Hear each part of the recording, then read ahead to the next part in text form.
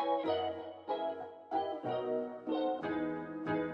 everyone, welcome to the Startup Operator Podcast. I'm Roshan Karyappa, and today I'll be speaking to Akash Dharmadhikari, who is former Chief Product Officer at Gojek. Akash has been a founder before with C42 and CodeMonk, along with Sidhu Ponappa, who you must be familiar with. He was on the podcast a short while ago and highly recommended talking to Akash about product and things to that effect. So that's what we'll be doing today. So welcome, Akash. Thank you so much for making the time, and thank you for being on the Startup Operator Podcast. Thank you so much for having me. Yeah, so I know you've been a bit under the weather. Hopefully you're feeling much better now. Yep, much better, man. Okay, so talk to us, maybe, let's begin with your journey. What have the last 15 years or so been like, and, what has led you to where we are right now? Wow, that's going quite a while back. So I think I've been working predominantly for about 16 years now. Okay. So 15 years pretty much covers it all for me. I'm a mechanical engineer by sort of education. By chance got into computers. At that age, everybody was getting into IT. That is what predominantly drove our economy. I was just one of the cogs moving in that machinery. But in a way, that was a very interesting journey because as I was learning programming on my own, I really found something that I was very passionate about. And I can say that over the years, it has really molded the way I even think about problems. Like that's what professions do to you after a while. After working across many different sizes of companies, right? Like very large, like Fortune 500 companies, very small scale startups. I'm not sure if you have heard about a company called Burp. So in 2000, this is like before Zomato. So I joined there as like a very junior engineer, and that was my first stint with startups. And just really feeling a very different level of energy. So after about 2 years at Burp, we decided to start our own consulting and product company, and that was C42 Engineering.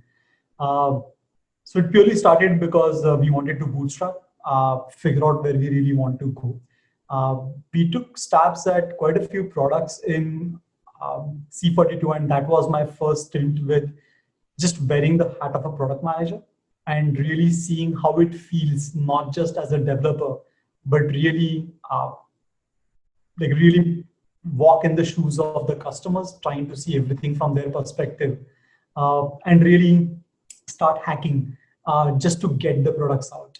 So the first product that we worked on was RubyMonk. That is like the absolute first product that I've ever worked on, and probably still the closest to my heart. Right. We went from like zero, that is like an idea on a whiteboard saying that maybe something like this can be done, to about 50,000 users using that application on the night that we launched, and was about 33 flat days. And that experience really changes you, right? Like when you launch your first product, and you see people getting excited about it, that's a different exhilaration altogether. That's like a Red Pill moment for any engineer, right? I mean, because as you mentioned rightly, I mean, you're a cog in the wheel, but then when you get on the product side and you actually see something that you've written really find use with a mass of people, I mean, it's such a Red Pill moment. It's something that you envision, right? It's like a pun that you make saying that, hey, I'm putting myself in the shoes of my customers, and I believe that they will like this. And purely by their action, they give you that resounding validation that, yes, you were right. And that's the moment that you get hooked. And I think, that's the moment that when I got hooked into saying that, you know what, like I think product management is fun as well. Painful, but it's fun. So that is the first product that we worked on. While I think, given I was in my own domain and own element, that of online language learning, something that I felt very strongly about, I think I got the product instincts right on that, but the business instincts were absolutely wrong. We were never able to monetize that particular product, and we were not able to raise enough money to make it work. So we just open sourced that, saying that, hey, you know what, like people can use the product as they want. It's still running for free.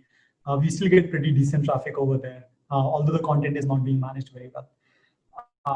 But beyond that, we we still continued tinkering around with different products, um, a lot of different business models altogether.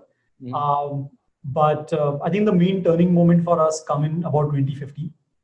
So we were in parallel working. Like the way our bread and butter used to work was on top of consulting, and one of the interesting source of projects for us was actually Sequoia. So we would work with Sequoia, where they will point us to companies which are growing really fast. They're facing pains in the growth pains. The growth pain can be in terms of manpower. The growth pain it can be in terms of the technology, just downtimes. There are like hundreds of issues that you run into as you are trying to scale up your engineering stack, like few hundred times over a period of few months, purely in terms of the transactions. And one such company that we got in touch with was Gojek. After working with Gojek for about 6 months, Nadeem, the founder then, he basically asked us if you want to just, like join him on the ride. Sure. And it was really a rocket ship. Right. I mean, it was a very easy call for us to join in because honestly, we had access to the database. We just knew how fast the company was growing. That's not an access you always have. Right. But it was a fabulous like growth stage at that point in time, something that I've never seen in the previous 10 years that I was working with a variety of companies. And we had worked with quite a few good names in the international space as well as within India. So that's when we joined Gojek. So at Gojek, my journey has moved across many roles actually. So I joined Gojek predominantly in the engineering capacity because those are the problems that we were solving. And I was still very much hands-on at that point in time. But we quickly realized that the majority of the problems were upstream. Like engineering is a very downstream function. And what I mean by that is a lot of challenges that companies face on the engineering side can be reduced if the decisions upstream, are streamlined, because that reduces the amount of churn. Can I have a question on that related note, right? So, what was that meta problem statement like? So, what was like the jobs to be done tenet that drove your that drove the way you solved this, right? So what did Nadeem say to you and how did you kind of interpret that in product terms? Let me give you the broadest symptom of that, right? Because everybody always sees the symptom. You always see the symptom. Like finding the root cause is generally very tricky. You go and talk to any founder, especially a non-tech founder, I would say, and ask them what is one of their biggest problem. Like 9 out of 10 are going to say that we just don't have enough engineers. Because of course, if you have more engineers, you can create more things and you can solve more problems. Right.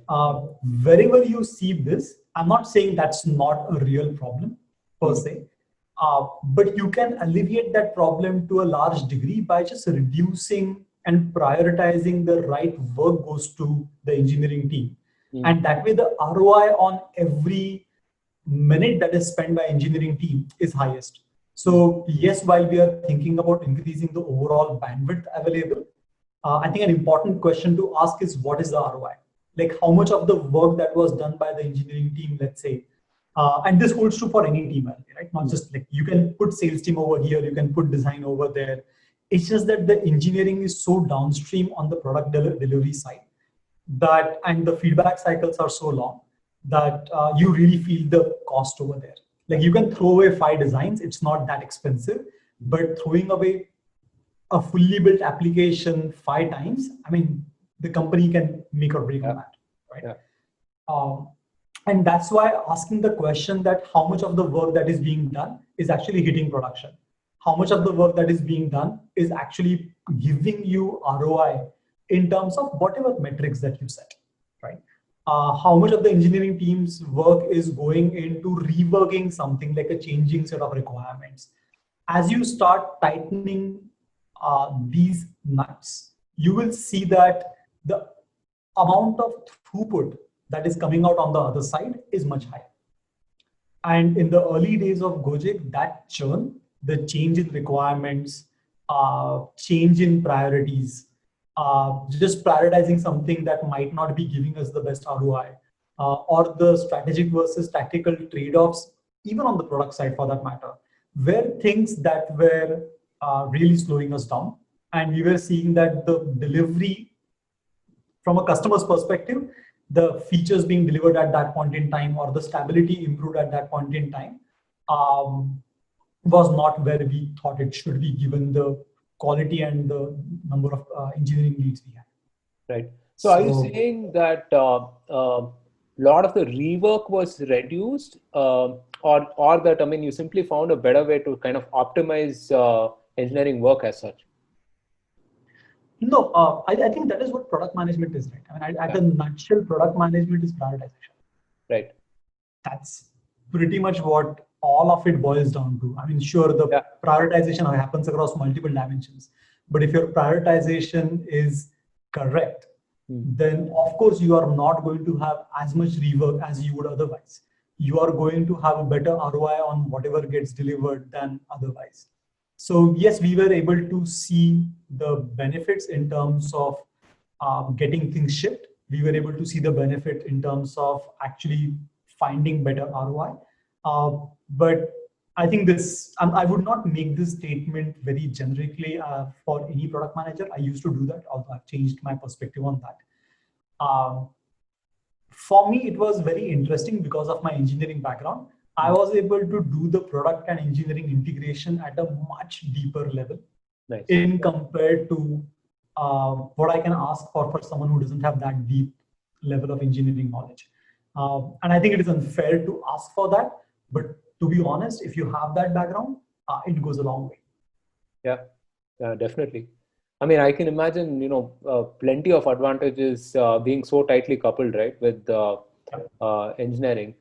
And one of the things that just amazes me is the fact that you've built this engineering team out of Bangalore, right? Your market is elsewhere. How do you go about doing something like that? And what are the did you see any advantages to it? I mean, I'm sure there would have been plenty of challenges, right? Like getting the context of things and so on.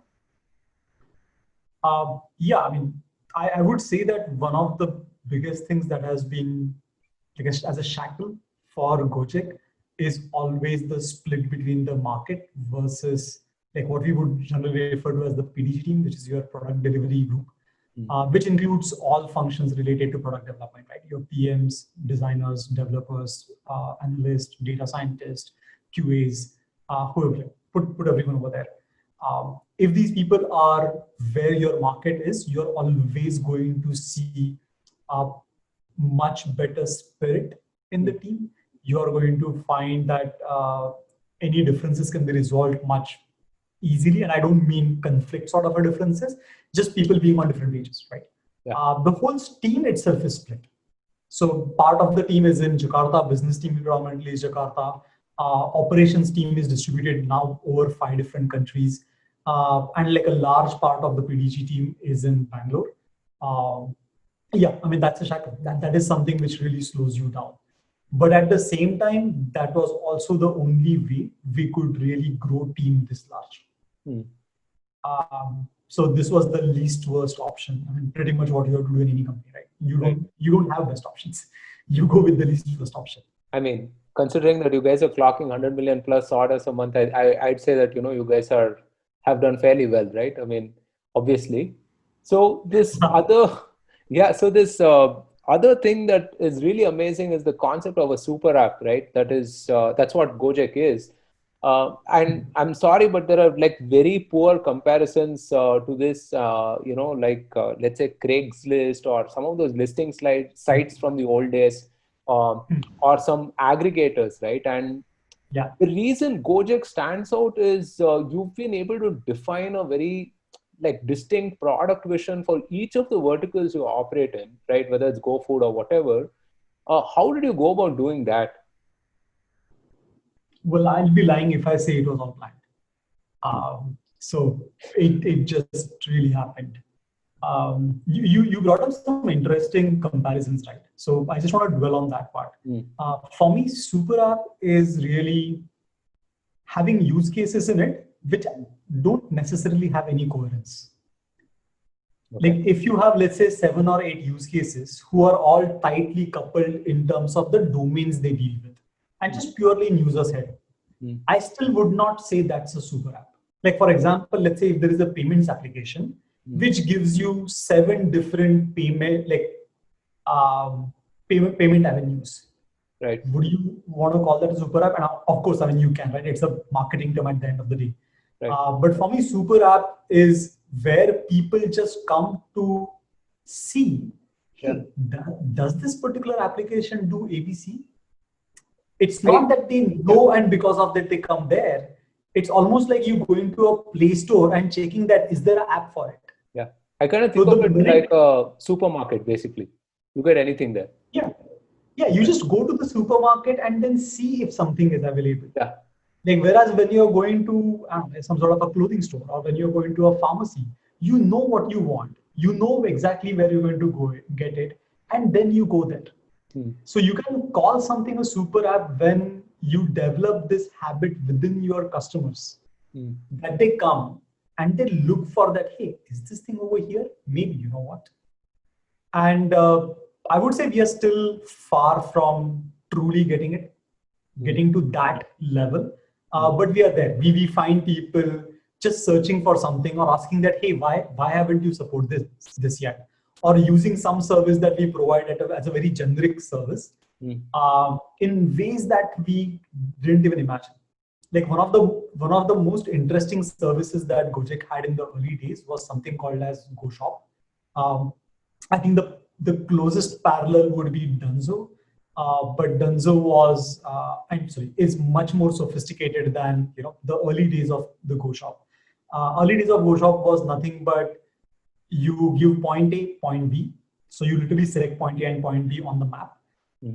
You put a rough amount of cash that your transaction is going to cost. And you have a text box where you can describe what you want done. And that's it. It was originally created so that you can ask someone to go and buy something from a shop. But we have had the weirdest use cases being completed on this. Like one of my most favorite is some guy was stuck at a petrol bunk because he did not have cash with him. He had money in his GoPay wallet. So he literally said that, you know what, come over here with cash and I'm paying you online. He literally got his remote ATM. Wow. Right? People are innovative. Like customers are really innovative. Yeah. So having products like these really gives you those insights about what you can build, because you will start seeing certain use cases happening more and more frequently. It almost acted as a discovery mechanism for us. Just looking at the descriptions of what happens in GoShop in itself was a way of discovering what people want that you haven't been able to imagine. Yeah. Well, it's a fantastic point that you bring up, right? I mean, if I look at Dunzo's product growth itself, I mean, they started as a WhatsApp service and then evolved to something like what you mentioned, which is like a do anything kind of an app. And today, I mean, they have it productized across things like food, pharma, et cetera, right? And these are, I guess, I mean, they've seen the user behaviors and sort of productize those things. Absolutely. So what are the insights that you see from how the app itself is used, right? I mean, do you see a lot of cross use as such? I mean, people coming in for food and then, also using something else and so on and so forth? Oh yeah, absolutely. I mean, in a way, for any application like Gojek, that is what any company would be optimizing for. Because as you increase the number of touch points for an application, that means the number of sub-products that the user uses, higher the retention, higher the stickiness. Because ultimately what you're optimizing for is retention and the frequency of the use. Rather, I would say even retention comes out of the frequency of the use. So if you are able to provide better frequency, and that is possible only by providing multiple use cases, high frequency use cases, that's the only way you're ever going to get retention. Yeah, by being integral to the person, basically, right? Being relevant in all how many times ways. the person uses your application during the day is the question ultimately that you're asking. So what is the North Star metric for you as a product person? What is the metric that Gojek chases? It's the stickiness. Like what is the frequency of the use? Okay. It's not daily active user. Like think of it I mean, yes, you can look for a daily active user, right? But what you are really looking for is the number of times someone uses your application in a given week. And of Transaction. course, that thing will vary from application to application, right? I mean, if I'm speaking from Gojek terms specific, the highest frequency application or use case is of course transport. Right. You well used to, nowadays not really, but you used to travel at least 10 times a week, like to office and back from office, to school and back from school, wherever it is. Uh, Out of those, how many times do you end up using Gojek? Okay. So it's not good enough that you use twice because the baseline is 10, at least. Okay. So you sort of define that further and make it more engagement driven, basically engagement and transaction driven. So yeah. Yes. So how do some of these use cases sort of translate across geographies, Akash? I mean, so do people use it the same way in Indonesia, in Singapore, elsewhere? Well, I think if you really want to experience Gojek, right now the best place to experience is just Indonesia, because that is where majority of the services have been launched. Singapore, we currently have only the transportation service, that's to only four-wheeler. I mean, Singapore doesn't have two-wheeler transportation licenses, so you can't really run that. But I would say the Gojek platform as such, you can experience only in Indonesia right now. Although in countries like Thailand, we have launched like food and logistics and transportation. So those places are seeing similar trends in terms of usage. Like at the end of the day, if you see what we are serving are basic human needs, right? It's food, transportation, shopping. Those things really don't change as much. User behavior will change based on the spending capacity. And of course, you have some baseline behavior around how much do you spend versus how much do you save. Okay. Those things will change. Your culturally, how much do you eat within your house, like you cook versus order from outside. But to be honest, that will change even within the same country. Like you go to tier 1 city versus tier 2 city. If the tier 1 city itself is, let's say, a city like Pune, which has a very high student population, you are fundamentally going to see very different food and transportation habits in compared to a city like Bangalore, which is a lot more sort of IT crowd versus maybe a more laid back tier 2 city, like maybe like Mysore. Right. So you will see very fundamentally different behaviors there as well. So I would say rather than looking at countries for any hyperlocal application, they need to look at cities or even much more smaller segmentation. Doing segmentation by countries doesn't really work for any hyperlocal application. Right. So I want to pick up on something you mentioned, which is Gojek as a platform, right? And for those of us who are listening to this podcast, I mean, how do you make the transition from a product to a platform? Are there certain elements that you'll have to pick up on? And how do you design things for cross-use? How do you build things in a modular way so that different functions within a company or different teams within a company or outside your organization can use these intuitively? How do you do that? How do you do the whole platform journey as such? That's a very, very broad topic, really. Let's start with, I mean, again, we can just start with what's a platform, right? Maybe let me explain it the way I see Gojek, and then we can lead to how to sort of make it happen. One of the strengths for Gojek was it's actually three distinct platforms coming together. So you have the payments as a platform, you have lead gen platform, and you have logistics platform. If you look at any of the Gojek offerings, you will find that they are a combination of two or more platforms coming together. Like food delivery is actually lead gen, payments, and logistics all put together. Same for transport. What I mean by lead gen, by the way, is beyond a certain critical mass, you just have like your strength is that you have people coming in for one use case and finding something else. Right. Like that's the lead gen as a platform. The logistics and payments is fairly self-explanatory. And it's really the combination of these three allowed us to keep adding more and more and more use cases that leverage all of these three. And as you add more use case, there is more reason for people to come in, and that actually increases, that strengthens your lead gen as a platform. The more use cases that you add, the more efficiency you get on the logistics side, because now per driver income as well you can increase, which also means that you're reducing the subsidy and increasing the efficiency of the platform. So your platform actually gets strengthened that way.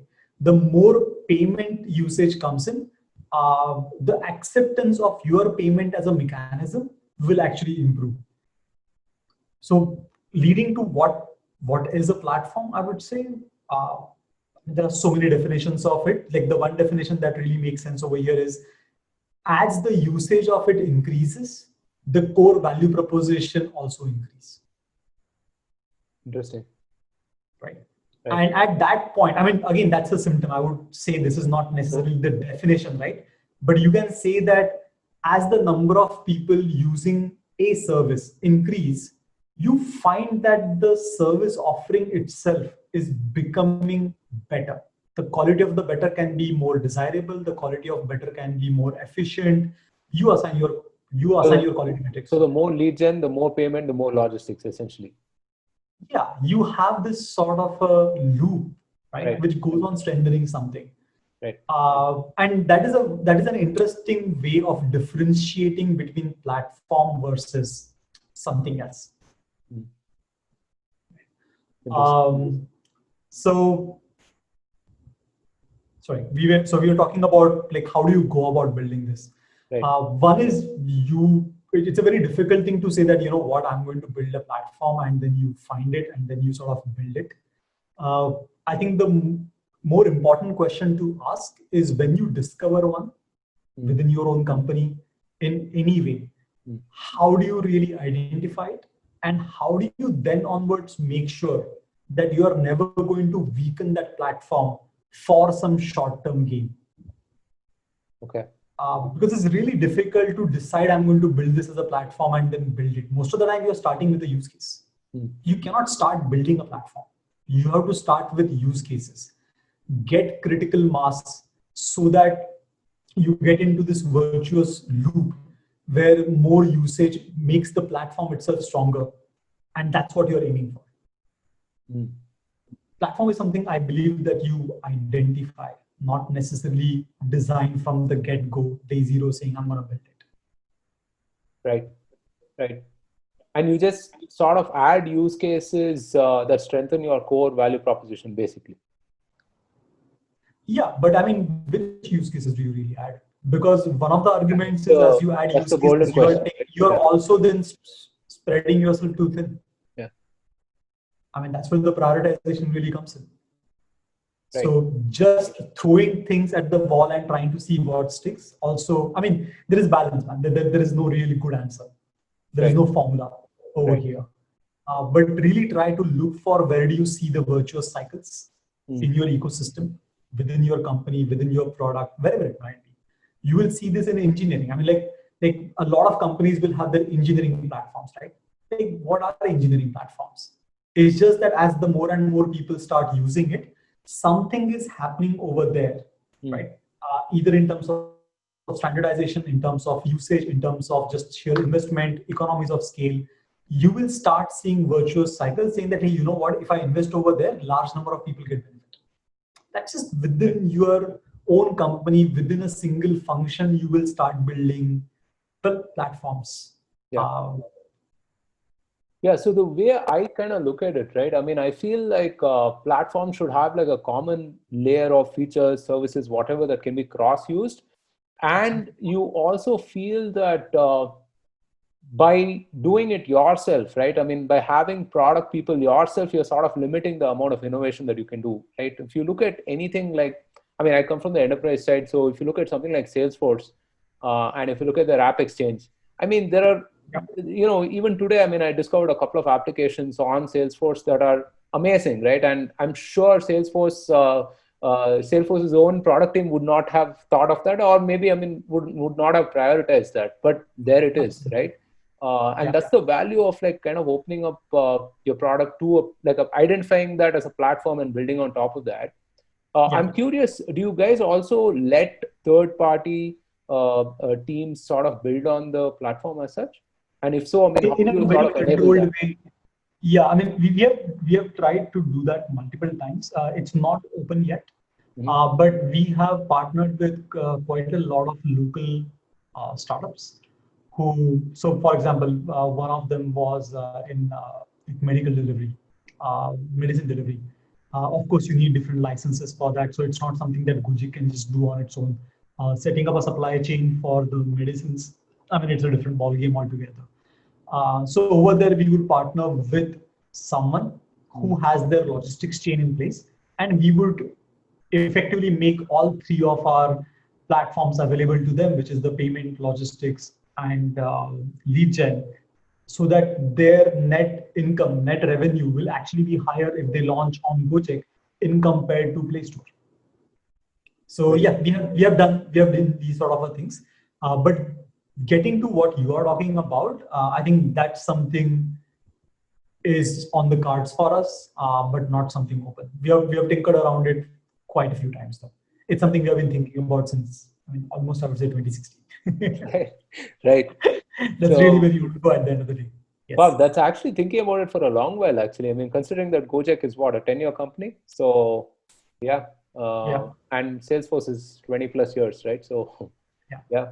So, I mean, the modern day puppet masters, in my opinion, are product people, right? I mean, you guys set up this weird gamification incentives in such a way that, mere mortals like us end up using the application one way or another, right? I was just curious, I mean, how do you set up these incentives in such a way that, I mean, it's not misused or, I'll give you a simple example now from your perspective, if you're looking for number of transactions, right? You would want to incentivize higher number of rides for drivers, higher number of orders or whatever it is, right? But at the same time, there is this question of, really stressing that person out, stressing the driver out. So how do you draw that limit? How do you basically like define that incentive framework? I think one of the most important part is to be actually in touch with your customers. In this case, our customers are effectively drivers. Because if you just get lost in numbers, it's very easy to treat everything as a number, and that's where you sort of lose your human touch. So that spirit is really, really important. And that is the only thing which is going to let you know where to draw the line.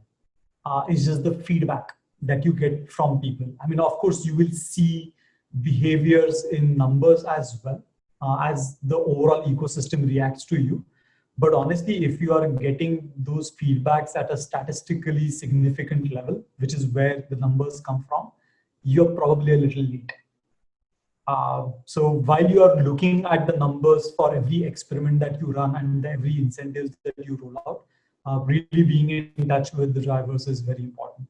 One of my most fascinating experience in the early days in Gojek specifically was when like Nadeem, our CEO, was actually on a WhatsApp group with drivers, with some 150 plus drivers till very recently. I mean, till probably 2 years back, when we were like a $5 billion company, like he was still on WhatsApp group with drivers, where he would get information and their complaints. You cannot replace that feel. Yeah, it's very important. Yeah. And yes, I mean, then you have the whole shebang of, how do you really set up the experiments and what metrics do you really look for? What are the qualitative metric that you look for? Like, yes, you are trying to optimize for one number, but then how do you make sure that, making sure that the other numbers are not really slipping, and setting those guardrails accurately is what's going to stop you. I mean, we can, I'm pretty sure, like now this is not rocket science anymore, right? I mean, there are 100 products which just tell you, you make it very easy for you to control all of these control metrics, so to say. A typical example on a very different angle, right? We were talking about retention. let's say that let's say someone really goes for increasing the WA, like the weekly active users. Because in any transaction-led company, it's a very easy thing to say that, what we are increasing our total number of transactions. So we are actually going to increase our weekly transactions, or we are going to increase our weekly active users. It is perfectly possible that as you are trying to increase the weekly active users, you are losing out on the number of usage per week metric. And that's not a very sexy metric, because that's not a metric which is going to move a lot for you. But if you don't look at that metric while you are trying to move up your weekly active users or weekly transactions, after a while you will realize that there is a substantial amount of churn happening, because those churns will show up in a much longer distances, right? You don't call someone that, hey, someone has churned just because the person has not used you for a week. You'll probably say that, if someone doesn't come to my platform for a month, I'm going to consider that person that, hey, this person has churned. But you will also know that the number of times someone uses on a weekly basis, and especially if that frequency is reducing, that's a really good leading indicator that the person is ultimately going to churn. So while that number itself, that for that user is being like that user is still part of your weekly active users, the very fact that the person moved from 5 trips to 4 trips to 3 trips is a probably a bigger cause of concern than not increasing your weekly active users. So how do you really identify these guardrail metrics is really the key. While you're aiming for these aggressive ones, aiming for something which is a pure play growth metric, but really, do you understand what your guardrails are? And then keeping tap of those guardrails becomes very critical as you are trying to aggressively grow. And we have had our fair share of mistakes, to be honest. It's not something that, something that we've learned the hard way. Sorry? Any favorite ones that you recall? This one that I'm talking about. So it was coming from a real place. Okay. Yeah, absolutely. That's why I'm so passionately talking about it. Right. Yeah, the other thing is feedback, right? It's so important for a product person really to get that customer feedback and user feedback. But how do you read feedback?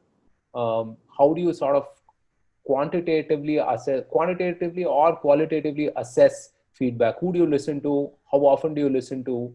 And how do you listen to them? And how do you translate that into whatever you do? I'll answer this for 2 segments. In the early days of the product, when you are trying to find a product market fit, versus you've already found product market fit and what you're and then you're optimizing things.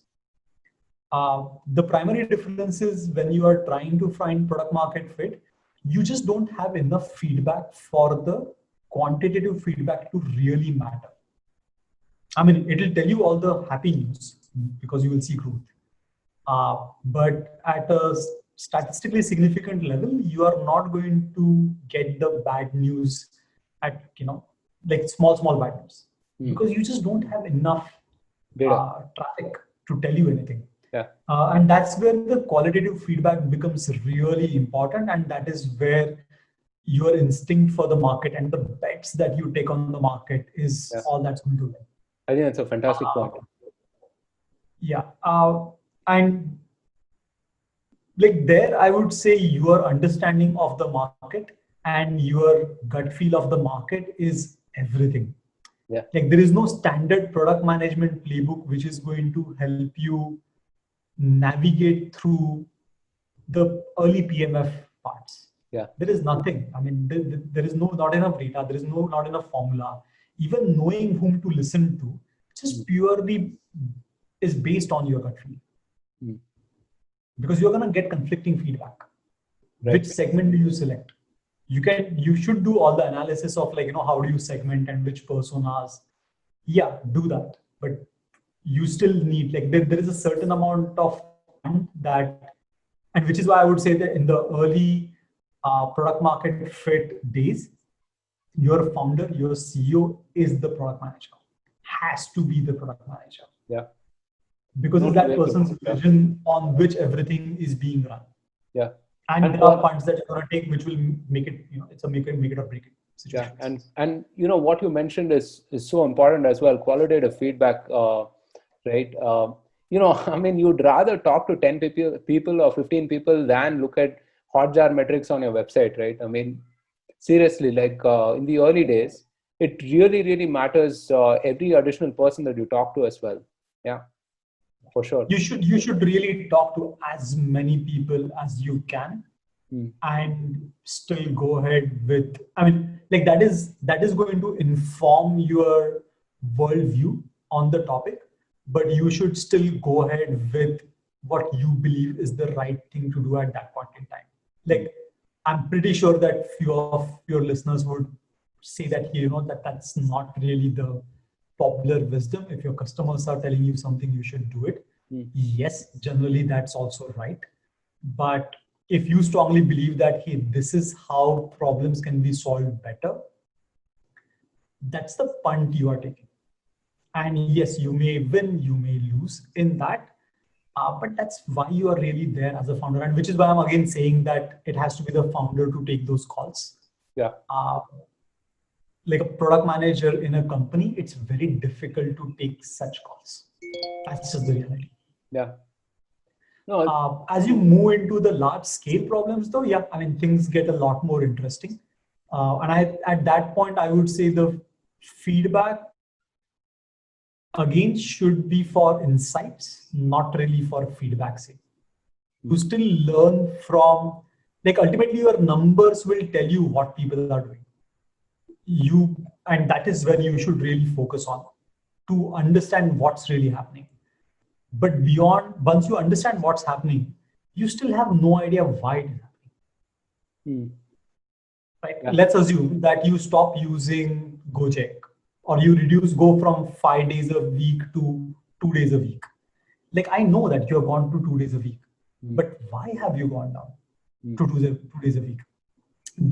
That is where I need to talk to someone, because the data can, I mean, yes, it will tell you, like, for example, if I see that statistically significant large number of people who have reduced their frequency by 40% have had these types of crashes, right, on these kind of types of devices, and you see a very strong correlation, yes, I mean, it's a fair guess that the person had a very bad experience, and because of that, the person dropped off. Yeah. So yes, you try to answer whys those ways as well. But even within that group, you should still go and talk to some people, not again to understand what happened, but to understand why did they do that? What did they walk away with? How did that make them feel? Now, let's just take this particular example, because it's a very common example where you will see a cohort of users are reducing their frequency of usage because they had bad experience. The bad experience can be app crashes. The bad experience can be driver not found. The bad experience can be somehow they just got too much search. The bad experience, I mean, it can be anything, right? Hundreds of other things. Now, while you know why they have stopped using your application, you should still go and talk to them, because it will be very useful in cajoling these people back to the platform.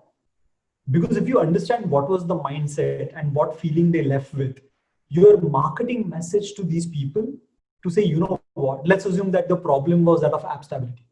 And you see a certain theme in that saying that, hey, you know what, we just didn't know when I will get the driver. Maybe you want to put a message, a marketing message in a certain way that it addresses that concern for those users. Right. So now if you see the focus from the early days of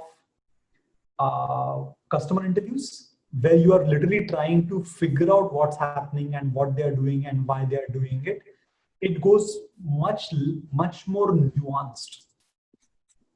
Yeah. So yeah, the nature changes really, but thankfully now you have data to give you a lot of nuances. You should always talk to people after you have segmented them. Yeah. And then go and talk to them. Don't randomly pull people out of a large segment. No, absolutely. And this proliferation of data, right, has led us to sort of incorrectly theorize on a bunch of different things, because somewhere I feel, people sort of feel intellectual looking at data and drawing insights rather than, simply talking to people, talking to 10, 100, I don't know, a couple of hundred people, and, really trying to understand what the hell is happening, right? I think one of my favorite books is this book called Fooled by Randomness by Nassim Taleb. And I mean, you just realize how little you know, right? And this is like a professional mathematician who's talking about it. And this classic anecdote he says is, if you look at a turkey's life until the point of Thanksgiving, right? Yeah. I mean, you will only project that upwards, right? But then, I mean, Yeah. Thanksgiving happens and the turkey is no more, right? So, and yeah, I mean, really, trying to talk to people rather than sort of theoretically sort of analyze some things is such an underrated virtue, I feel. It is, but I mean, like, I don't want to romanticize that too much either, because at the end of the day, look, you are going to use all the tools available at your disposal Absolutely. to solve Absolutely. the right problems. Yeah. There are types of problems where the data is going to help you the most. There are types of problems where data is of no use. There are types of problems where, and rather most types require you to use both judicially in combination. Like just qualitative or just quantitative, both are useless. No, absolutely. So I think you should triangulate based on quantitative data, and for last mile, you should obviously talk to people and get some qualitative insights, right? Yeah. Absolutely. So we've talked a fair bit about growth as well, right? So I feel like there's an international conspiracy by product folks to get rid of sales and marketing people like me, right? Through what you call what people call as a product-led growth, right? So Akash, is this inevitable? Should people like me be afraid of it? And how would you sort of define this whole product-led growth culture? You already know the answer to that question. We should all become product folks, basically. No. There are fads, man, always. Yeah. I mean, look, even for a product-led growth, right? I mean, first of all, if it is how do I put it? I think a good way to look at this is ultimately growth is what matters. It's just that with the quality of the product that existed, let's say 10 years back, right? On an average, I would say. The overall product left much desired and required people to fill in the gaps. Yeah. Right. I will actually let me link it back to Gojek in a bit counterintuitive way. For the first 2 years, we always actually said that it wasn't the Gojek product, the software product, which was responsible for the growth of the company. It was really our drivers. Our product was shitty. Okay. I mean, like there was like crazy number of things which just did not match. Like our food data was not accurate. And I'm pretty sure this is not just Gojek, right? You take any company, like be it, I mean, just to take Indian parallels, be it Flipkart or be it Swiggy or be it Dunzo. It's the people interfaces, right? The most flexible part, which fill in the gaps. Like for example, if the delivery address is not perfectly accurate, the driver will figure out, call someone, use his own judgment and figure things out. The money is not enough, go and do something else. Oh, this restaurant is closed, go to some other restaurant and figure it out. Now that human aspect, you can never completely eliminate, but at the same time, you can reduce the amount of flexibility required by human beings by just making sure that the products are not as buggy, they are not as restrictive, they are more considerate of the people's mindsets, environment, priorities at that point in time, education level, physical abilities. And the more the software covers, less the human beings have to fill the gaps. Now, I mean, this just goes back to the traditional automation sort of argument as well, right? Like that just opens up different avenues to do something. So what we are witnessing as a product-led growth is nothing but generally the software quality improving and getting to a point where someone, like you don't need to be taught how to use software, right? I mean, when like we were in college, most of the software in the world, specifically in the corporate world, right? Like just to put that as an example, was something that people had to be trained in order to use. Like if you look at today's Facebook, it's such a ridiculously complicated product. Nobody needs to be taught how to use it. Like I was playing a game yesterday on a PS4, and the game walked me through in terms of a storyline, taught me what my PS4 controls look like and what shortcuts are there and what I'm supposed to do. I did not feel that I was being taught. And of course, that's a very extreme take, but that is how a product manager should always think about everything. Yeah. Especially with more complicated products and especially with enterprise products where traditionally the customers were taken for granted. All that is really happening when you refer to the enterprise space product-led growth is now we are saying that we no longer take our customers for granted. You know what? We're going to treat them like human beings. And yes, that's going to reduce the amount of marketing you need, and that's going to reduce the amount of sales you need, because you know what? People don't need to be sold by humans. That they use the product, they understand the value proposition, they truly discover what it is supposed to do. Then you don't need someone to explain what it is. Yeah. So speaking from a marketing, Speaking from a marketing perspective as well, right? You really can't sell a product that people don't love. Really, there has to be some sort of a virtuous cycle within the product that you, as a marketer, as a salesperson, you get the person through the front door, and not have to worry about a leaky bucket as such, right? And the world where I come from, enterprise SaaS, is a fantastic example of this, because if you look at erstwhile like SAP, Oracle, those kind of applications, it was those giant multi-year contracts that somebody few thousand miles away signed, and you were sort of bound to use, right? And you had all of those training, certification, and my God, you're just destined to use something so clunky. And then you look at something like Slack right now, which has 60 plus end user, 60+% end user adoption, right? Or even Waymo. We have 85+% end user adoption, right? It's dramatically changed actually, even on the enterprise side. Yeah, that's exactly, absolutely.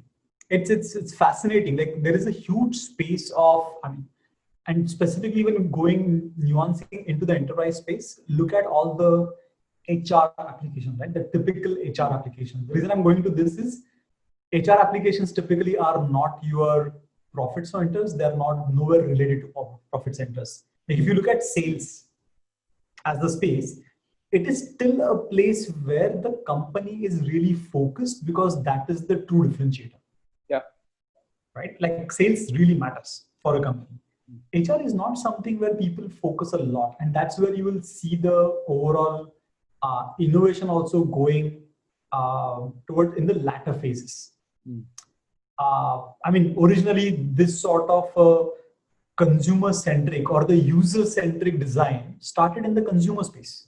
Then it moved to enterprise, but even on enterprises, it still moved to the aspects which were very economically critical. Now it is moving into the spaces where something like Lattice, right? Like an application that I came across recently. It's just beautiful, man. It's very nice.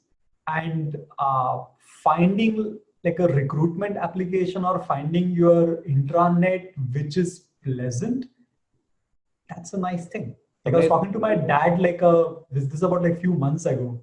And I was telling him that imagine how amazing this is, where really large number of the smartest people in the world are coming together and figuring out how do I improve the experience of some random guy in some third world country, right? I want to improve that person's experience. It is such an alien concept. Like go 2 or 3 decades back, it's such an alien concept. Like on an average, not every person, whether you use WhatsApp, whether you use some random phone, you use a bunch of app stores, you use Uber, Swiggy, whatever, there are these people, very smart people, constantly looking at human beings and saying that how do I make the experience of human beings better? It's an amazing era that we live in. This has never happened before. It's amazing. So yeah, of course, our overall productivity and overall life experiences are getting much better. It's just so pleasant. Yeah, really. I mean, especially for business workers, right? I mean, I can think of so many examples. Even the shift from, let's say, at something like a Tally to a QuickBooks or whatever, huge difference, right? Yeah. So one of the things that we spoke about earlier was prioritization, right? And you rightly mentioned that, you know, prioritization is sort of the central thing for product managers. It is the thing that they do, right? That they're responsible for. And you know, often you have to deal with very diverse interests, right? So business people might have you know, their grand plans of, you know, 10x and 15x and whatever, and then you have engineering folks as well who are sort of at your mercy to say that, hey boss, let's slow things down, you know, let's ship things in a reasonably you know, stable way. So how do you balance all of these diverse interests? Yeah, that's the $1 billion question, right? Yeah. Literally. So this is my very high level framework for, I mean, first of all, I would say, doesn't matter what you use, you should always have a framework for Principles. prioritization. Right. Have some framework for prioritization, which you will then keep tinkering as you learn. Mm-hmm. You can start with whatever you want. But if you start without a framework, then you are in for a world of pain, right? Yeah. Because you are just then churning. Now, for me, the framework, again, I predominantly enjoy 0 to 1 products a lot more than sort of 1,000 to 10,000 range. So this framework generally works across the board. At the lowest level, and what I mean by lowest is the most critical, the core level, is as a product manager, you're also responsible for the smooth functioning and the interoperability of your cross-functioning team. Like, you are a project manager. At some level, like 50% of your job is that of a project manager. Right? And making sure that your team, like everybody in your team, function effectively without getting bottlenecked on anyone else, and that they are able to do the best they can do, I think is winning like part of the battle. And it's not easy. Yeah, so making sure nobody treads on anybody else's toes, or nobody bottlenecks anyone else. Nobody is waiting around for anything. Threading is fine, I would say. A little bit of friction is important. I mean, that's how cross-functional teams work. Okay. But nobody's bottlenecked on someone else is really, really important. You may not get it 100% of the time, but this is where your backlogs matter, right? Like, as your team gets larger and larger, you will be forced to maintain longer and longer backlogs. Like, I would say you should always start with, even however small your team is, at least starts with 2 to 4 weeks. 4 weeks, I would say, is the minimum that you should start with. Like, even if it is like just 4 or 5 people working together, right? Because you will have churn. Like, something that you thought important is not going to be important. Then you need the PRDs to be done upfront. So that the designs get done properly, so that the engineering team knows what next is going to come, so that it can be architected properly, so that you can talk to your stakeholders. And the smallest possible team, 4 weeks is the bare minimum. You increase that team size, and suddenly the number of dependencies, it's like a network effect, right? The number of nodes increase, and as the number of nodes increase, you will need to maintain longer buffers. So that's where you will go to, let's say, 8 weeks. Beyond that, then you'd start having quarterly roadmaps and stuff. So that's where things increase. But this is a very important aspect of product manager's job, which is pure play operational. This is not related to vision. Let's assume that you have your vision. How do you operationalize it is very important.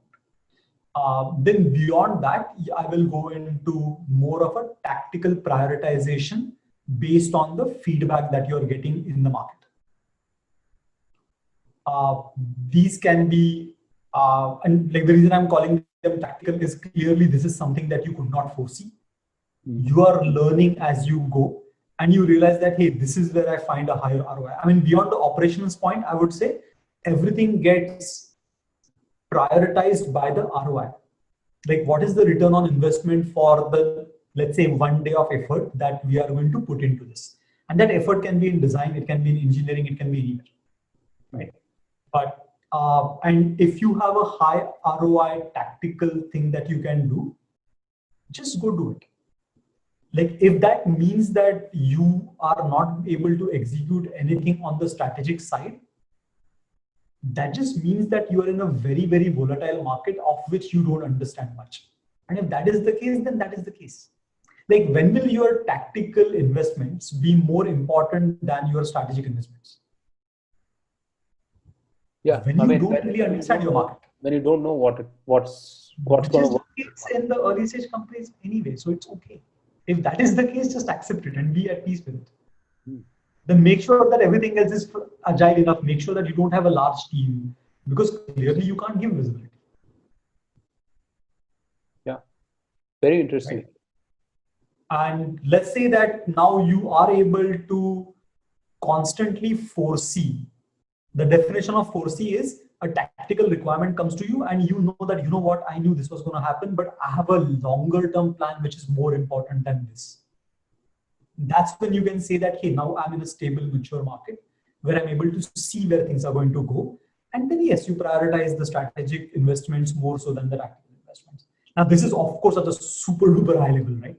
But operations at the core of it, then the tactical high ROI items, and then the strategic high ROI items. Now, within this, how do you prioritize with, like, what North Star metric do you use, and what, like, how important is the quality of the product versus the stability of the product versus the number of features that you can launch? I mean, that will vary based on hundreds of types of companies that you have. But these three don't really change. Yeah, I mean, the billion-dollar question is, how do you balance these operational necessities with the strategic objectives that you have, right? Yeah. And somewhere, I don't know, I mean, I guess both of them are sort of linked in some places, but then broadly, what do you focus? I'll disagree. I don't think you should ever have to balance between strategic and operational. Like, strategic by definition are long-term. And if your operations are not stable, you will never be able to execute effectively on strategic items anyway. You can balance between, like, you will have to balance between tactical and operations. That is understandable. But strategic and operations, so basically any company which operates at a 3-month visibility, a quarterly planning, let's say, not visibility, quarterly planning, should have really solid operations. Because if you don't have good enough operations where people are not bottlenecking on each other, anyway, your ability to project what you can do and cannot do on 3-month cycle is iffy at best. Because you know what? You can't plan for how much work your people can get done, because you can't predict when they're going to be bottlenecked. If you could predict when they're going to be bottlenecked, I mean, you wouldn't plan that way, right? Yeah, it wouldn't be bottlenecked. Exactly. So strategic and operations, if that is the choice, always go with operations. Right. So much of what you're saying also is about building a product culture within the organization, right? Where people can make decisions almost implicitly in a thoughtful way without, many threaded emails or meetings and so on and so forth. So how do you make sure that your product team gets it, right? That they get implicitly that what is important, what is not, how do you prioritize, so on and so forth. And, how can you enable them to sort of communicate this to the rest of the org as well? Because oftentimes, I mean, you deal with, you overlap at multiple different functions, right? So how do you do this? I think the question that you're asking is more that of a culture than anything else. Like, one is, it has to be top down. Cultures are always top down. Really? Like, yeah. I mean, a culture that is created bottom up is called revolution. So, I mean, that's just the reality of it. Like, how can you have, I mean, like, a culture that gets driven from bottom up. When you say bottom up culture, that by definition means there is a resistance from top down. That's revolution. That is never peaceful. Yeah, so I've heard both sides to this, right? And both sides have merits. Uh, so it's like the typical government organization where, or government department where, Saab doesn't take bribes, so everyone under him will not take bribes as well. So that is one type of top down sort of a culture, right? And the Yeah. other is where culture is sort of organically bottoms up led, right? I mean it's the first few people you hire, and what percolates upwards. So It can, but then the critical mass has to be ridiculously large. yeah, that's a good point. Yeah. And that can happen only at a very early stages of the company. Mm. And also at really early stages of the company, I would again argue your founding team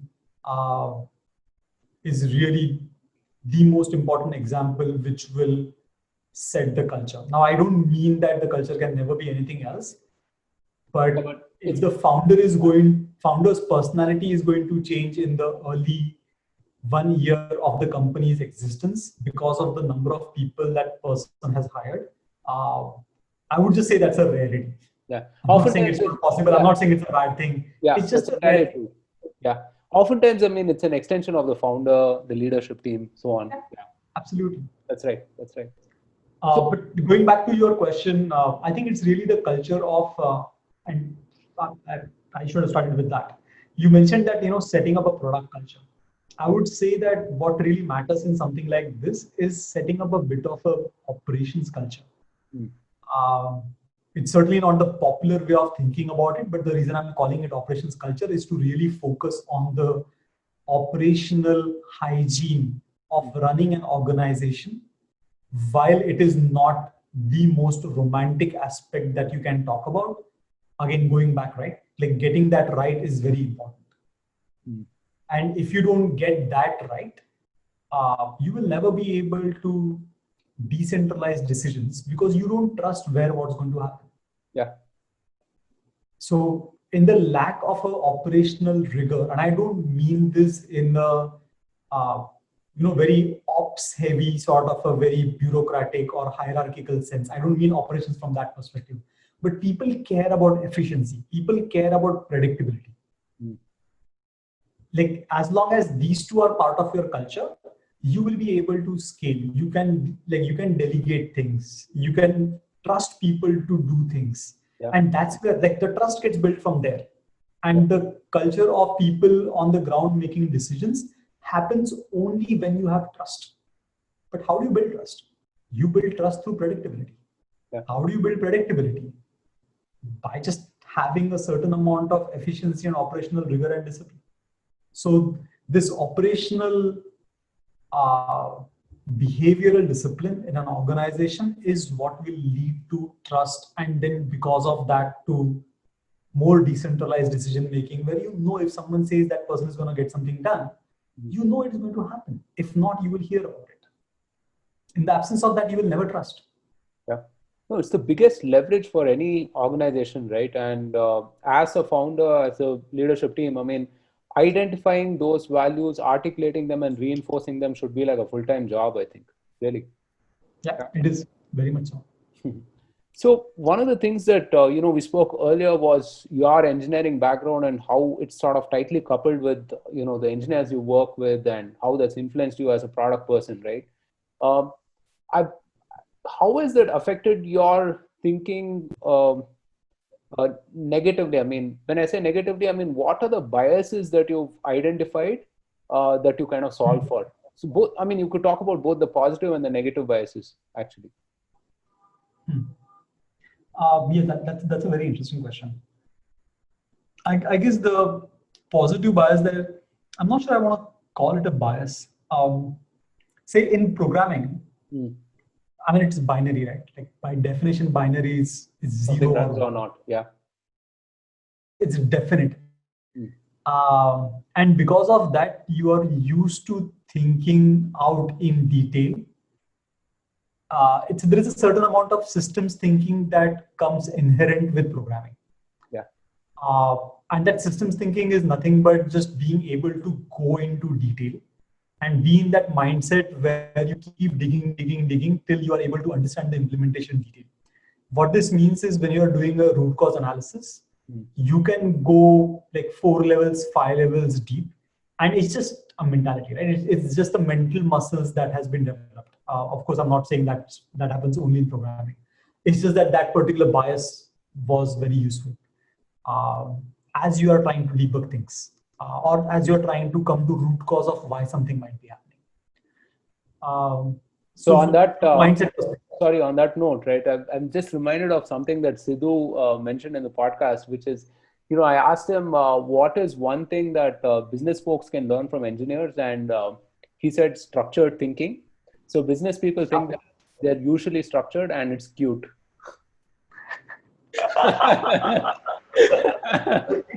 I know some very smart business people, so I'm not gonna say that. But yes, he's right. Like there's a different amount of detailed thinking that you just can't help.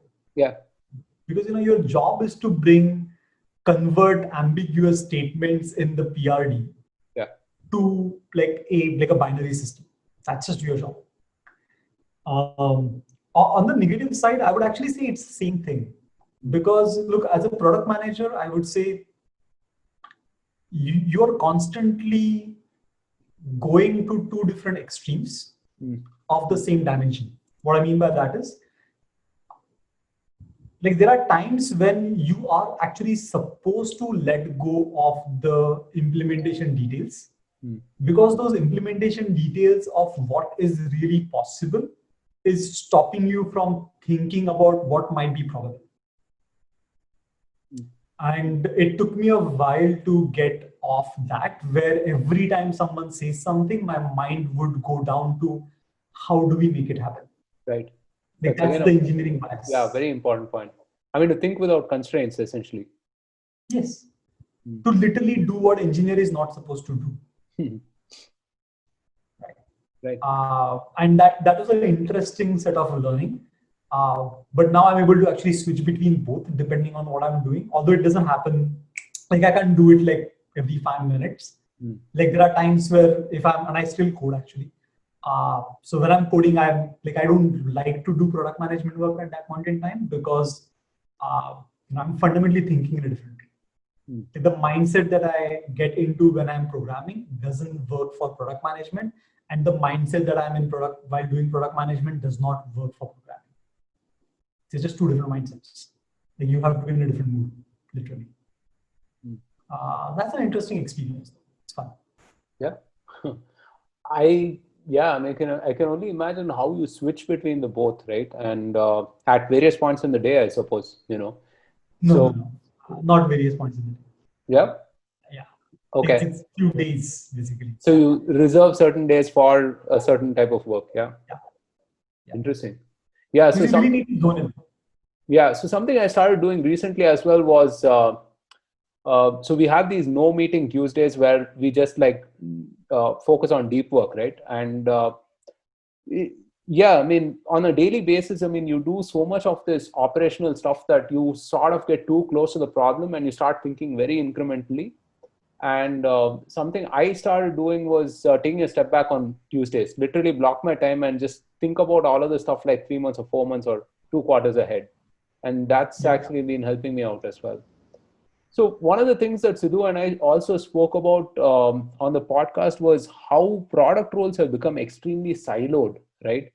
I mean, I guess it's just a function of the evolution as well, right? How the ecosystem itself has evolved. It's not unusual to have like a product manager of, let's say, one payment experience or something of that sort, right? So very, very siloed. How do you then evolve this person to be able to manage, like a group of products or the business at large? How do you give that perspective to this person? What is the kind of thinking that goes in structuring your product team as such? So you come from sales background? I've been a sales guy, product guy, marketing guy, so startup pretty much. Yeah. So I actually like the sales background more for this example specifically. I think the difference between running a small product, let's say with like 3 or 4 devs, one designer, and just looking at a problem and solving it, is almost similar to doing individual sales, because you're understanding a problem, you're coming up with a pitch, you are prioritizing, you are negotiating, figuring out how to make things happen, go across, like speak to the customers, understand from customers' perspective, then go in-house, talk to someone on the finance side, talk to someone on the engineering side, figure out what can be delivered, like how to bridge this particular gap, right? That's what you do from a sales perspective. At least that's my interpretation. I've never done a sales myself. Yeah, I mean, primarily you're going to be doing a lot of deal management, essentially. Yeah, right. That's what you do when you are an individual product manager as well. But in this particular case, your customers now are, I mean, your customers. It's just that it's not one person to negotiate with. You're representing them within the team. No difference here. It's just that the way you feedback is by talking to few of them or looking at the data of their usage. But ultimately, like the only part that is not there is the pricing negotiation. Everything else is there. Right. Now, what happens? Let's say if you become like a regional or a city sales manager. Now you don't look at the customers at an individual level or for a use case level. You are now looking at a certain strategic theme, like strategic initiative that you have. Maybe you want to focus on a certain types of products. You want to focus on a certain types of customers. Maybe you want to make inways into something. You want to close a certain account where 5 sales managers are trying to sell something, which might be an anti-pattern. I'm just making things up right now. But the thing is, you are not looking at a deal.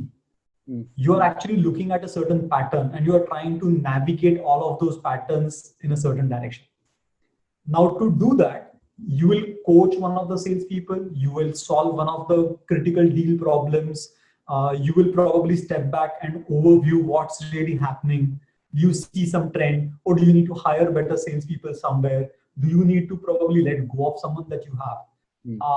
Do you want to then observe a trend across 40 people that you have and then report saying that, guys, we have some structural problem, we need to solve something? You move one level up. So it just scales at a higher level of abstraction. It scales, but the thing is your type of activity changes, right? You're not, your deal negotiation now is very less. You're probably teaching deal negotiation. You're not doing it. Like at times you might want to let go of a certain deal as a learning experience for one of your guys. Right? So your fundamental priority now becomes managing the macro picture, making sure nothing goes wrong at a macro level. At a micro level, making sure that your team is becoming stronger and stronger and stronger. And that's it. And then of course, input into strategy to see where do you want to go 3 months, 6 months down the line. Yeah. That's an interesting... And that's the mindset change over here as well. Yeah, it's an interesting parallel that you bring up. I've never seen someone compare that to sales, but now that you mention it, right? I mean, it is, so there's a clear difference between someone who's an individual sales, like a sales star, right? I mean, someone who's fantastic at crushing their quotas and someone who can build a team, because building a team, people sort of assume that, it's all about sort of replicating your behavior across like 4 or 5 people that you're managing. But there's just so many things that goes into it, right? I mean, managing your pipeline, managing your funnel, then, interacting with your product folks and interacting with the other functions, finance, etc. I mean, there's a whole, there's an order of difference. Problem altogether. Yeah. Multiple different problems, actually. There's an order of complexity change between and that. Just to take this to the next level, right? Like this is true in any function that you go to. Yeah. Engineering, it's the same thing. Like as a TL, yes, you want to code probably 50%. Like engineering is a slightly different problem because in engineering, the underlying structures are so complex and they change so rapidly that if you are not in touch, let's say for even 3 months, I think 3 months itself is a long time. Let's say even for 2 months with the code base that you're managing with, let's say, a 10 people team, you will start making wrong judgment calls. It is equivalent to a sales guy, and at this point, it's a rough number, so don't hold me to it, but it's an equivalent to a sales lead not going on a visit and meeting its customers for 6 months. All that person does is talks to his salespeople, never to a customer. That is equivalent to a developer, not like a tech lead, not coding. And he will be an equally bad tech lead. So the feedback cycles are shorter, but ultimately the class of problem is same. Like earlier you were an individual contributor. Now you are managing a team and a strategic direction. And those are the two parts that come in. Same for product managers, really no different. Yeah. Very interesting parallel though. I never thought about it that way. So we have a question from Twitter. At Ability asks, he basically asks a comparison between the Southeast Asia ecosystem and the India and the US ecosystem. Can we contrast the markets and the ecosystems? Oh, I mean, culturally, these places are so different, like the US from India to Indonesia from Vietnam. So the cultural difference is about how do you build trust? How do you voice any criticism? All of these change vary quite dramatically across cultures. So I think a very important learning for me as we are working across these different teams in different locations, I knew what cultural sensitivity is supposed to be at an intellectual level. I think now I viscerally understand it. It's very different. So, but when you're looking at products, right, you can split it into, say, let's look at design specifically. I would say that the human aspects of the designs don't really change as much. I think a lot will change on the marketing level, but at a product level, things don't how do I put it? At a business model level, a lot of things will change because how people relate to incentives will vary. How much money people will spend will vary. What will they spend on will also change. So the business models, of course, vary quite dramatically between US and India. Like what people pay for fundamentally changes, and that's going to change your business. But when you look at the product from behavioral aspects, the human behavior, the usage aspects, it doesn't really change as much. Like what is necessary for something to be user friendly doesn't change as much. What is necessary for something for you to provide a pleasant experience doesn't change as much. I would say really what changes are the cultural norms about what you consider positive, what you consider negative, be it icon, be it colors. It's a lot more visual aspects, I would say, that matter. So even from a designer perspective, right? The UX designer, I don't think a lot of things will change. But the UI designer, the illustrator, the marketing guys, it's a world of a difference. Yeah, certainly. Yeah. So it's an onion, like few layers are same, few layers are not. Yeah, it is. And that's sort of been my experience also. Unless, you compare it to Japan, right? Japan is a whole other, it's just fascinating, that culture. Because, it's totally different.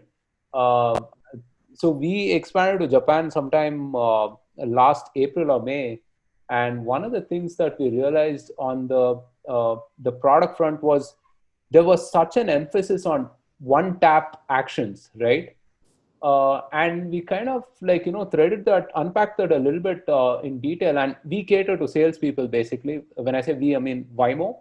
And we realized that these guys, usually when they're on the field, they have a bag and they're traveling by trains, and all they have at their disposal is a thumb, basically.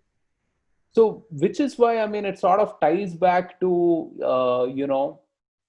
their insistence on that whole one-tap user experience and stuff. So it's pretty fascinating, actually. Yeah. Nice. Yeah. So, let's switch up the pace a little bit and do what we call a rapid fire round. Okay. So short and interesting answers to the following things. Best feature you've built or experienced? Best feature I've built. This was for, I'm going to go back to RubyMonk, my first product. It's a content site, right? Like you basically, it's an online learning platform, and we wanted people to tweet about our application, our system. So Sidhu is actually one of the people who wrote the content. He's really good at writing things. And in that content, we saw that like we had written some very witty comments. Like the language of the application was similar to. You remember Kung Fu Panda, the movie? It had come around like that time. So the Shifu basically talking to the panda, like that, a bit of a condescending tone, but nicely done. So we had that sort of a content, and people love to tweet about it. Right. And there are also some interesting Ruby facts over there, but it was not as much as we would like. So what we implemented at that point, it was an original idea. If I'm not wrong, I've seen that such interaction patterns now, where we had highlighted certain text, and when you overlay on that, you will basically see a call to action saying that tweet about it. When you click on the tweet about it, we will not just copy that text. For each of that text, we had come up with 10 to 15 completely different tweets. So that if I click on that particular button, I will actually see an original tweet. Okay. Not something that, because like these are close communities, right? So if I give you the same thing and I have seen someone tweeting about it, I don't want to do it because then I don't feel original. Yeah. So we would randomly pick a different statement to make and help people tweet about that content without taking effort. And that worked out pretty well, actually. So that was a very original concept, and I'm very proud of that. Okay, very interesting. The best product team in India, I mean, obviously Gojek is not included in this. Aside from Gojek, a team that you're inspired by, basically, a product team that you're inspired by. Like, honestly, I'm not as much in touch with the Indian ecosystem right now. Okay, we can broaden it. I mean, maybe Asia.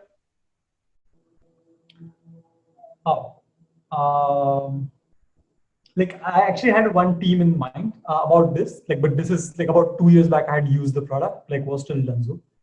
Yeah. That product was so freaking like amazing. Phenomenal.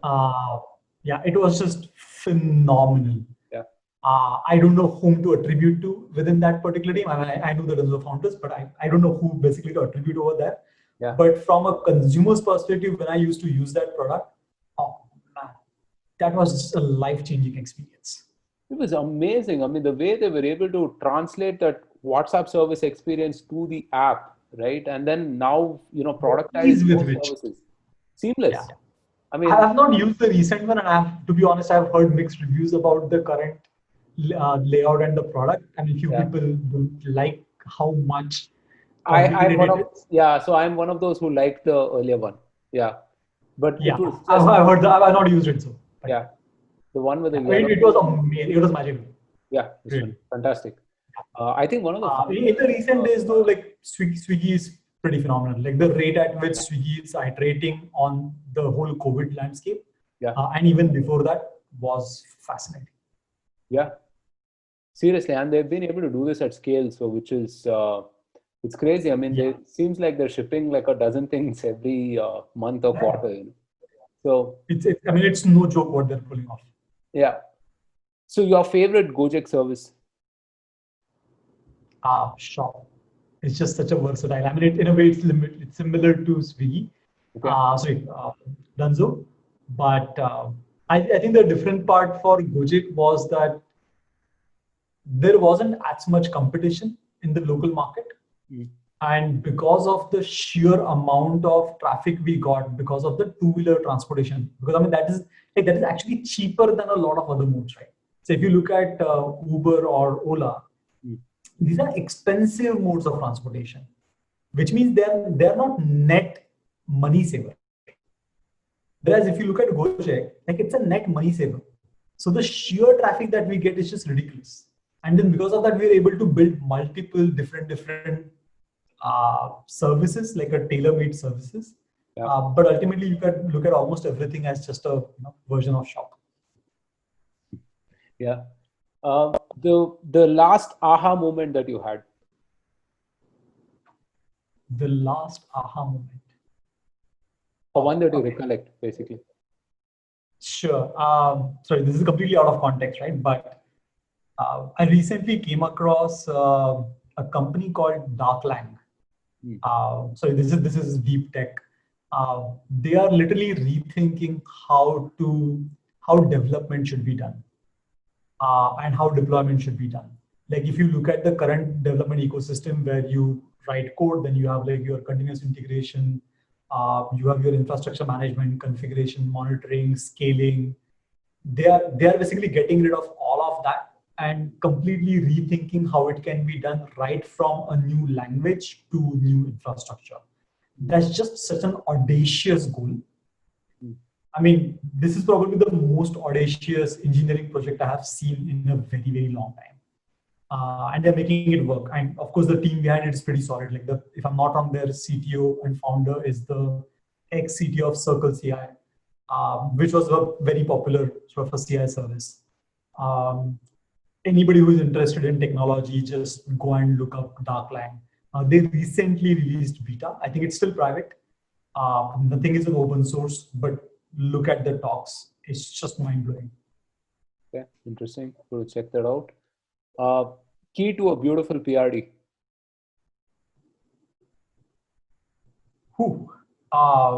Getting your objective right. I mean, seriously being very clear about what is this here for, because those first 5 lines of your PRD is going to then cover every other aspect, whether it is design, whether it is security, whether it is analytics. Everything gets driven by how clear you are about why you are doing what you are doing. And writing for humans. It's just a cornerstone, basically. I was saying, and writing for humans as well, I said. So. Oh yeah, I mean, yes. Yeah, I think nowadays you can't really achieve much unless and until you are good at written communication. That has become a new standard, and for a good thing. Yeah, absolutely. So, gun to your head, acquisition or retention? Retention. I mean, anytime. Yeah. Right. Yes. Again, gun to your head, business folks or engineers, who's more frustrating to work with? I think I know the answer to this. I've had like my fair share with both of them. Like, where honestly, I'm okay with both. I'm immune to both at this point in time. Very diplomatic answer. So no, this is reality. So you're kind of used to dealing with all of their stuff, basically. Yeah, I'm used to dealing with like stakeholders at this point in the company. Yeah. Best quarantine hack that you've discovered? Best quarantine hack. Like I used to travel a lot before quarantine. So like now, I just got my sleeping schedule like in place where I sleep on a certain time and like get up. And it has just made such a huge difference to my rest of the life. Like I can't believe how good it is. So yeah, likewise actually. So I'm fixing the time that I go to bed, so that everything else kind of flows from there. Really, you get a solid 7 hours of sleep, and the next day you're on cue to do everything you want. It's a cornerstone habit. I mean, clearly we are a bit old now if you're talking about these things, but it's a cornerstone habit. Something that we grossly underestimate as well. Yeah. So, what books or podcasts do you recommend? Like I really love podcasts. Like that's generally what I listen to when I'm cycling or going somewhere. Okay. Recently, I've been listening to Software Daily. I keep switching actually. Like there are 3 categories that I look at. Economics is just an interesting topic. Like general startup scene, and those topics can vary a lot. That's like another bucket, and the technology is another bucket. Recently, the one that I've started listening to and quite fascinated by is actually Software Daily. It's really, really popular and very good podcast to listen to. Just honestly, I'm not that much in tech nowadays. I started listening to it because I just wanted to catch up at where things are. Right. And the amount of things happening in this world are just simply fascinating. Yeah. So that's a really good one. Otherwise, A16Z is a staple one. Just to really catch like the analysis of the different markets and the people that they get on board to talk about it is just beautiful. For the economic one, no strong recommendation. Like there are a few on the behavioral economics, but they've kind of become meh now. But yeah, I think these two I would highly recommend to absolutely anyone. Interesting. So, we're at the end of the podcast, and it's customary for me to ask you what you are optimistic for in this whole post-COVID world that we're living in, right? And you could speak from a product perspective, from an Indian perspective. So, what are you optimistic about? I'm optimistic that the remote working setup will actually pick up. Like I've done remote development for a very long, almost for 10 years. Well, not true remote where, nobody from my team is there. I think there is a certain amount of hybrid mechanism that works well. Like maybe there are small number of people in a small city, like some city where people can come together and they can still work. I still want that human touch, but companies' ability to work across borders and across at least nearby time zones is fundamentally going to change how things work. And one of the reasons I'm talking about is like I've seen how painful as well as beneficial it was for some 600 people, 800 people from India to work for an Indonesian company. And the overall, just the impact on the world, right? For a lack of a better word. That was amazing. Like there are so many people, both on the development side as well as on the company side, are limited because this market is not matching the demand and supply. Now, because there are so many companies experiencing that remote really works, at least to some degree, right? Like not perfectly. The willingness to explore this will go up. And now we will suddenly start seeing like our cities hopefully will get slightly less congested. People from different countries will work together more often because they're more open to economic benefits of working across. And I don't mean when I say economic benefit, just to be very clear, India had this bad reputation of going for a cheaper market. I purely mean economic benefit from an opportunity cost perspective. Yeah. It was actually much more expensive to hire a team in India than in Indonesia. Like Gojek did not move to India because it was cheap. It was actually way more expensive. It moved there because talent was there, right? And as we start seeing this happen, we don't know when and how long, but we're going to see some very interesting dynamics coming up where I'm really hoping that the tier 2, tier 3 cities is where people will start moving because they want more peaceful life. Like it can really change the society. And this is wishful thinking on my side, but this is something I'm really hoping. Happening. It's happening actually because so if you look at Zoho, and I've spoken to Sridhar Vembu as well on the podcast, on a different podcast, and they've moved much of their operations to Tenkasi, which is a small town in Tamil Nadu. So yeah, you're definitely seeing this happen. And believe it or not, it's Sidhu gave a very, very similar answer as well. So maybe there's a whole Gojek connection to this, So I mean, we have lived this for 5 years, right? Yeah, so, yeah. I mean, this comes from a lot of experience. Lived experience, yeah. So this was awesome, Akash. Thank you so much for helping us understand all these product nuances. I mean, really, really insightful 90 plus minutes that we've had. One of the longer episodes, I should say, on the podcast. I know that you have a bit of a throat niggle, and still you invested all of this time. Thank you so much. Really, really appreciate it. It was fun talking about all these things. Yeah, real fun as well. Thanks for having me on the platform. So thanks everyone for tuning in. The podcast will be available on Anchor.fm, Apple Podcasts, Google Podcasts, and a bunch of other platforms. If you liked this episode, then don't forget to share and subscribe. Stay safe and take care. Thank you.